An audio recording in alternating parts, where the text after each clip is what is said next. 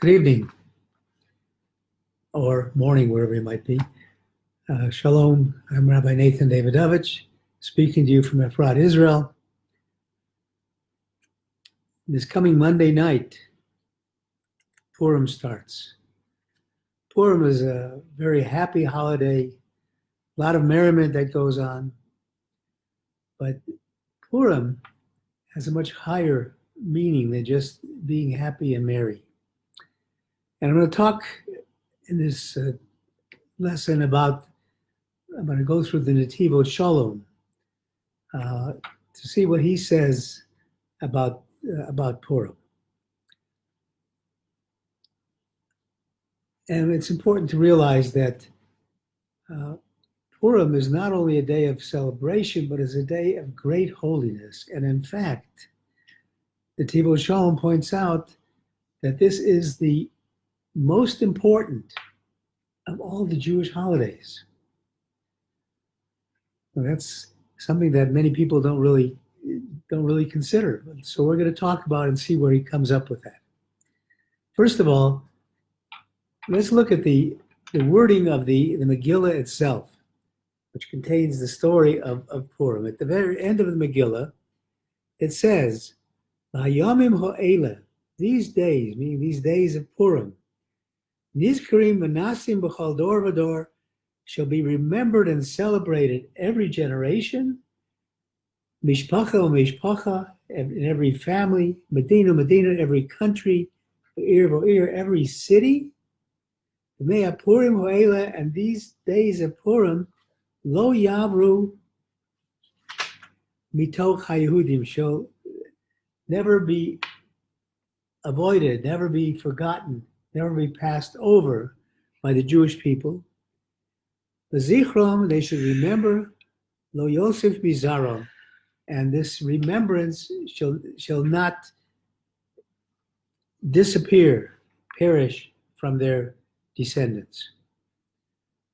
Now, what's so important about Purim that it has to be remembered in every generation? I mean, sure, Purim was a tremendous miracle. The Jews were threatened by annihilation. They were threatened by physical annihilation.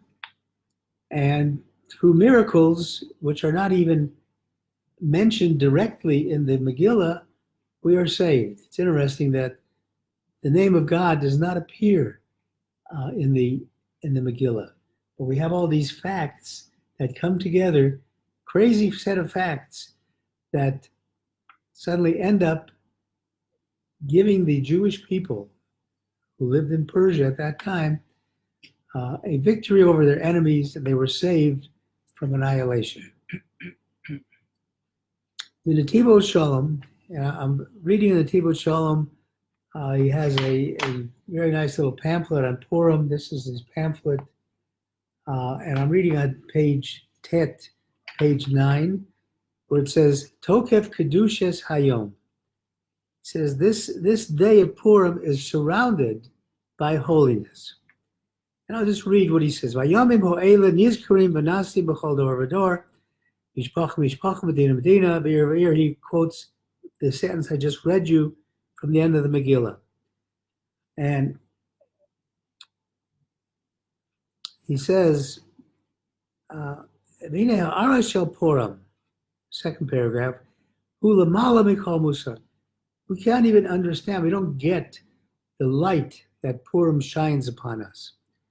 Upaloshon Apriyetz Chaim, Me'ari Azal, he quotes the Ari Kodesh, the Holy Ari, and he says, V'hinei ha'ara hazos, the light that we get from Purim, lo haya b'Shabbos, lo b'Yom Tov, el b'Purim b'Lvad. This light isn't available on Shabbos or on any holiday, only on Purim. And that's a strange statement because we know, and we've talked about many times, the light in which we are enclosed on every Shabbat. But the light of Purim is even stronger than that. Uchmo shomer chazal b'medrash. And as our sages have said in the Medrash, they've said as follows: Kol ha'moadim, and this This is an amazing statement. Kol hamoadim atidim lehidvatel. All of the holidays that we have are intended, are eventually, when Mashiach comes, all of the holidays that we celebrate will be no longer celebrated. But Vimei Purim lo haya nivatalim. The days of Purim will not be nullified. We'll always have those days of Purim. That's an interesting comment. I mean, we're talking about Shalosh Regalim, talking about the holidays of Pesach, Shavuos, and Sukkos. All of these things will be gone. Only Purim will be left. He goes on to say, as we just read in the Megillah, as I started the introduction to this year, the days of Purim will never be passed over, should never be passed over by the Jews. We have to understand, what does that mean, that they won't be passed over? Because the light of Purim that we felt during the miracle itself continues to this very, very single day. Every year at Purim, we have access to the same light. This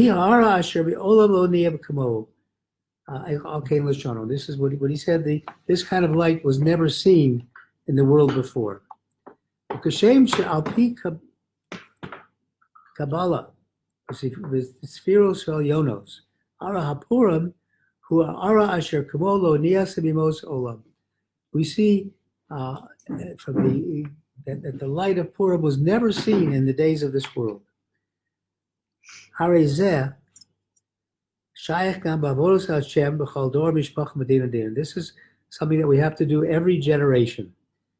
V'yesh lahavin aldasu avoda mahu tokev kedushas yom. And we have to understand now. He asks, how is this holiness of the day of Purim? How is that surrounding us? The Chemotzinu we found b'chol Sifrei HaKodesh Shamidu es mal yom HaPurim le'elav b'chinas gavoah mi'al gavoah. We see that all the books that talk about Purim raise it to the highest level that you could possibly imagine. The basis of this, of what he's saying now, is found in the Holy Zohar. He says, Purim itkreisa al shem Yom HaKippurim. Purim is called after the name of Yom HaKippurim. If you separate those words, Yom HaKippurim, it's Kippurim Kippurim. Yom Kippurim. It's a day like Purim. Purim, it's Krias al Shem Yom Kippurim, Datidatan la Hangabe. In the future, we'll be able to continue to enjoy it. Shechashvu Dargat Yom HaPurim with Yom HaKippurim. The Zohar compares Yom Kippur to Purim. Now that's a strange concept. Yom Kippur, we're fasting, we're pouring out our heart to Hashem, and on Purim we're having a few drinks or enjoying the Purim celebrations. How do you compare the two? Uvo Amaforshim, Shakavana Yom Kippurim Lati Level, and the Forshim tell us that what is intended is the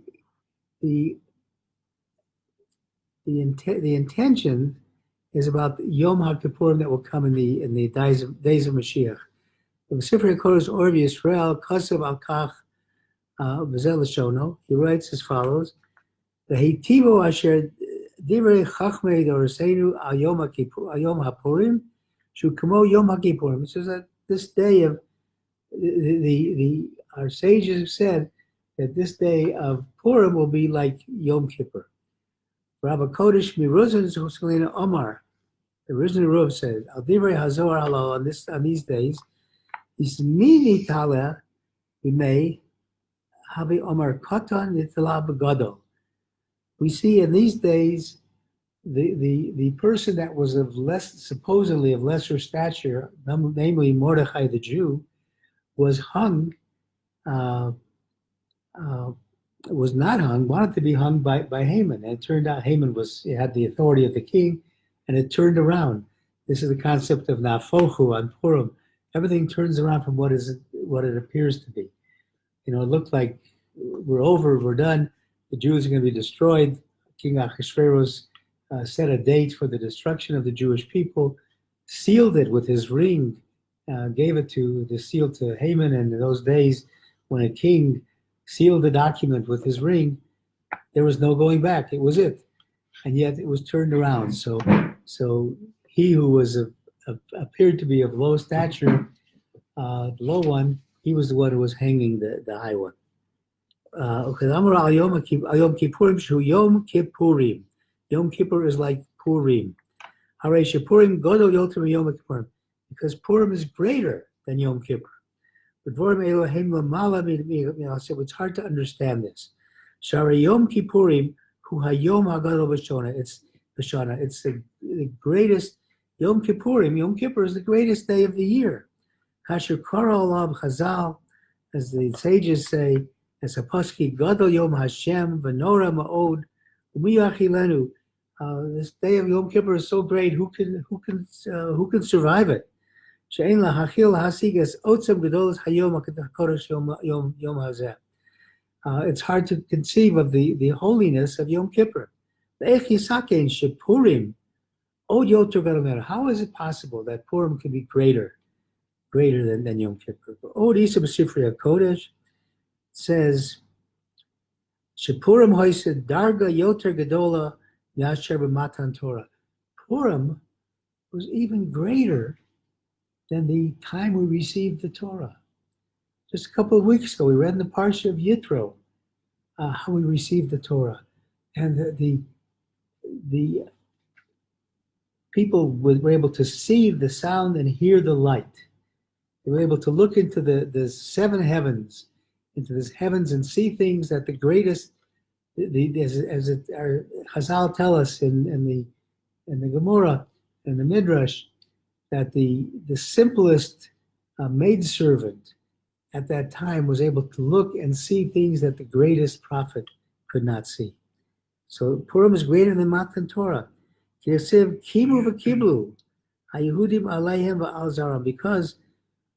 what do we do on Purim?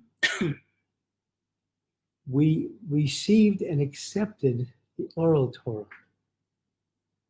At the time of Har Sinai, there was a little bit of a hint of perhaps being forced to do this, because Hashem said, if you don't do this, I'm lifting up the mountain above your head, and if you don't accept the Torah, this is after they already said, Nasa v'nishma, we will do it, we will accept it. If you don't, this will be your graves. So there's sounds like a threat. It sounds like a threat. It wasn't really meant as a threat, but it seemed that. But and that was the written Torah.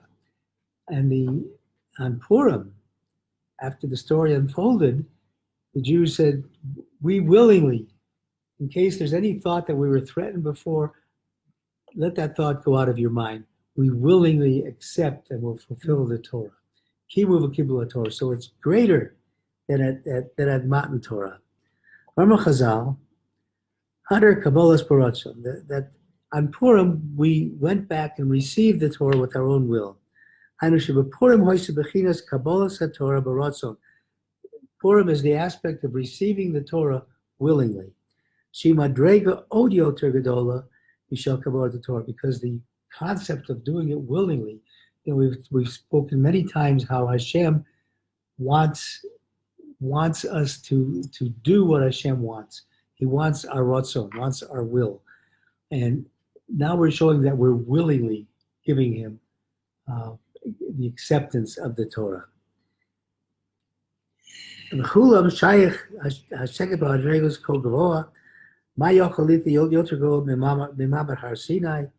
What can be higher than the standing at Har Sinai? Shabo Niftachu Kol Zayin Rakiyim, all seven heavens were open. call everybody saw, there's nothing but God in this world. And he goes on to say, V'chein roi levayer b'am chazal, shekol hamoadim yiyu b'telim me'apurim lo haya nivtalim olam. As we said before, Chazal said that all of the holidays will become, will go away. We won't observe them anymore. Only Purim will remain. Shinemar, as it says, we made Purim ho'elu lo yavru mitoch haYehudim. As we said at the beginning, these days of Purim will never leave the Jewish psyche and the Jewish experience. Rabbi Lezer Omer, Af Yom Kippurim lo yivatel olam. He says Yom Kippur also won't go away. Shinemar, v'yisazos lachem lechukas olam. About Yom Kippur, it says this will be a statute forever. So he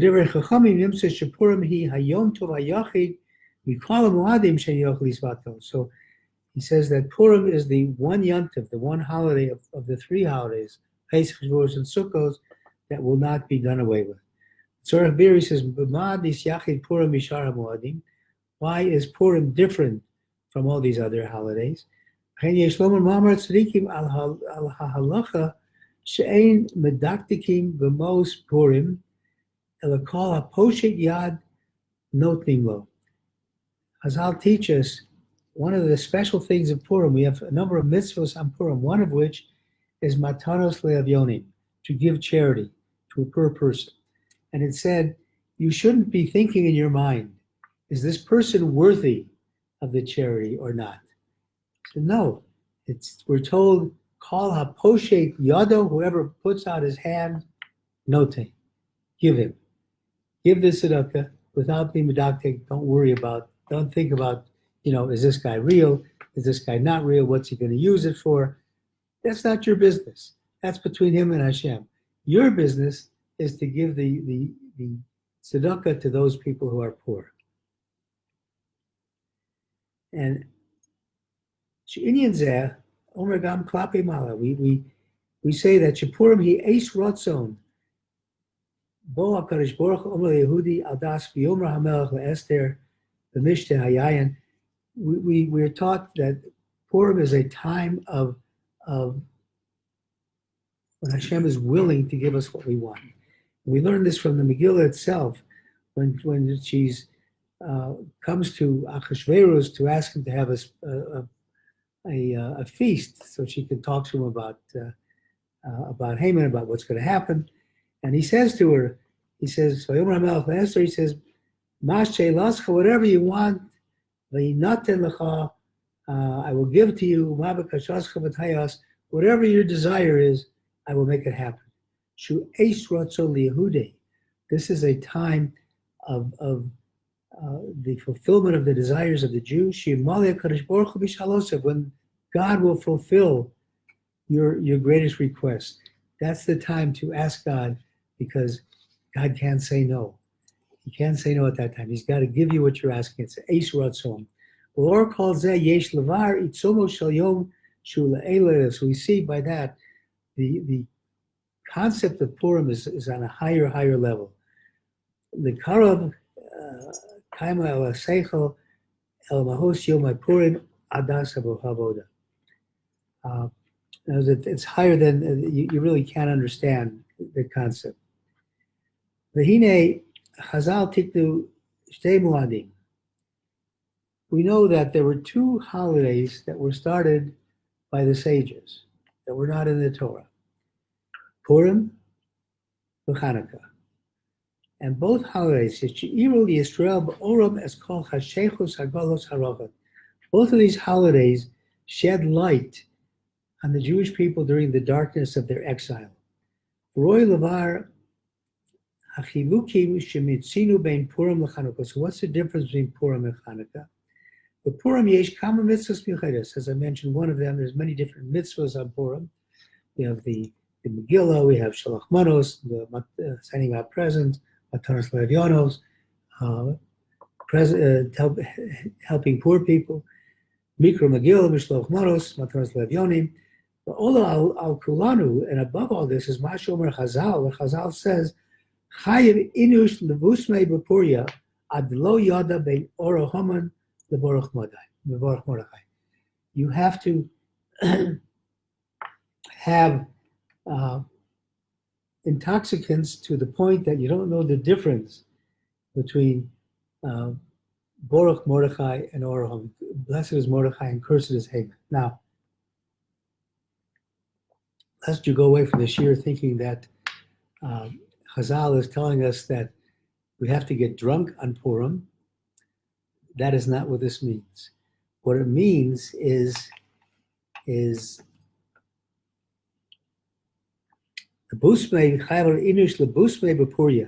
you have to get drunk, get high on Purim itself, on the concept of Purim.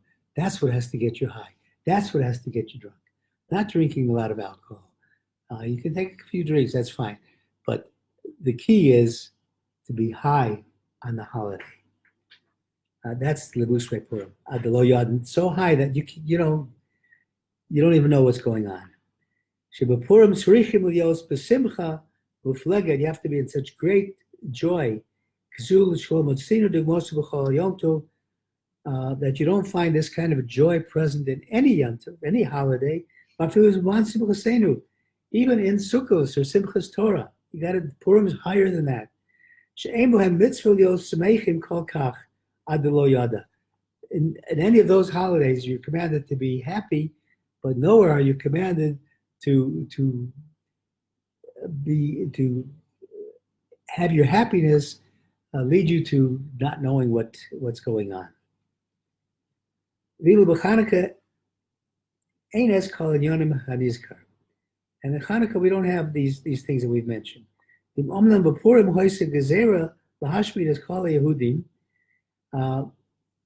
On Purim, there was a decree, as I mentioned, to destroy all of the Jews physically. Mashain came to Hanukkah, different than Hanukkah. The fight over on Hanukkah was over religion.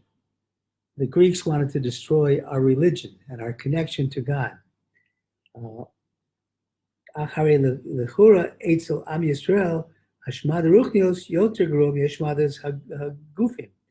says the destruction of the religion is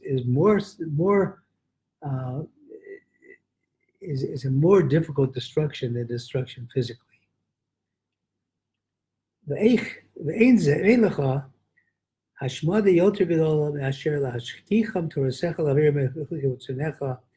Nothing is greater than a greater pain than the destruction where it's taking us away from the Torah and serving God. It's going to be the next to last line on that paragraph. In Cain Yeshua Ruchnius Hi Yoter Gedola, we see that the salvation of the spirituality is greater. Umadua Nemra Kol Elo Hanyonim Kol Shel Simcha Davka B'Purim. Why are we saying all these things only on Purim?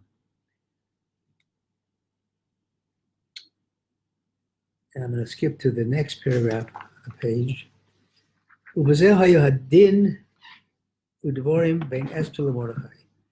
This was the conversation between Esther and Mordechai. Das Mordechai hoise shirevach v'atzala yamod le'ehudi b'mokom acher.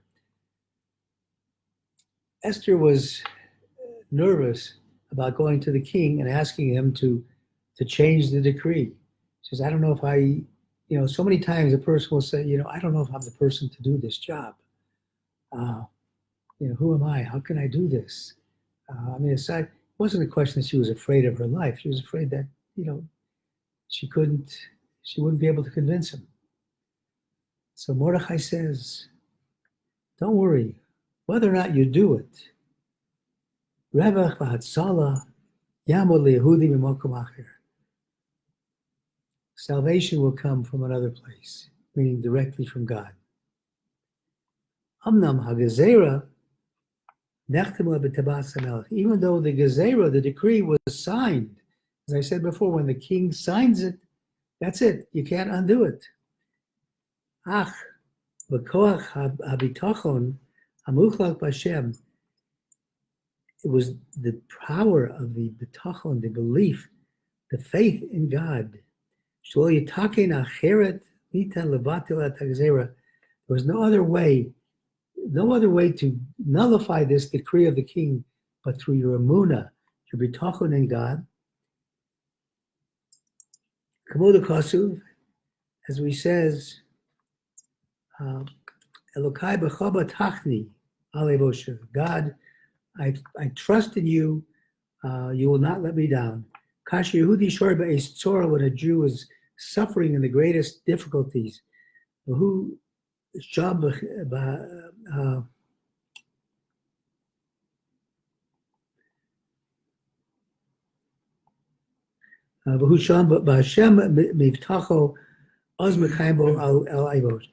if the Jew has trust and faith in God, then he won't be let down. It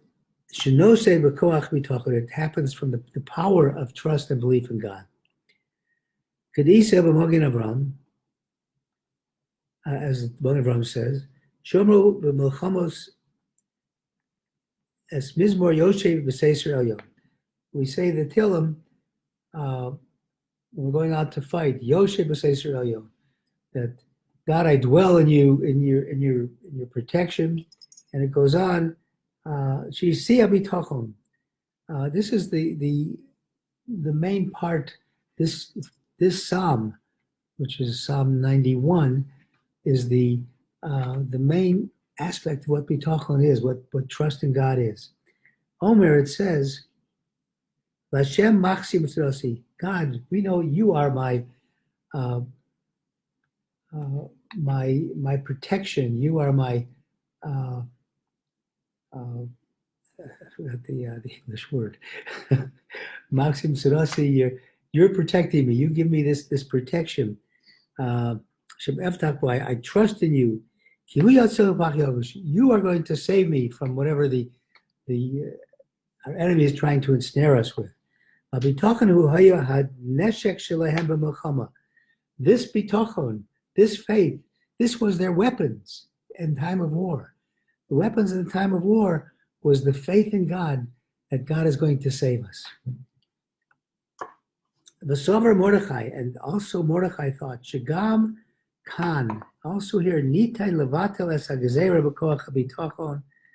We have the only way to nullify this decree is through this faith in God.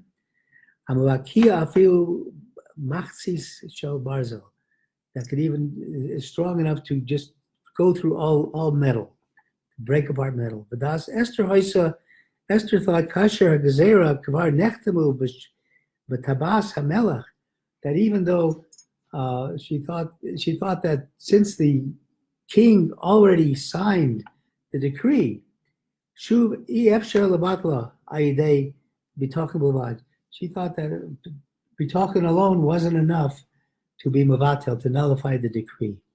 Ella, so what did she do? Leich kanos es kol haYehudim. She had all the Jews get together. Kedivrei Noam Melech says, Sheyesh Olam Hanikra Klal Yisrael. There's a world that is called Klal Yisrael, the general people of Israel, when all the Jews are together.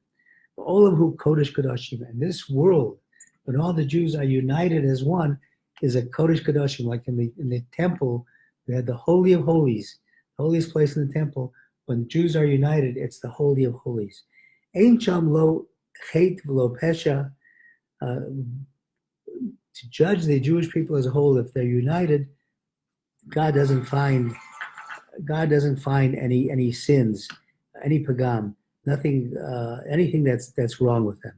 So Hoysa 8 says Esther. This was the advice of Esther. Shaderach hayechida shedishara hi lech kanos es kol Yehudim. The way was to gather everybody together. Uvakoach klal Yisrael yochel levatel es hagzera. And with the power of everybody, we are able to be mevatel, to do away with the evil decree. I'm going to do just one more paragraph.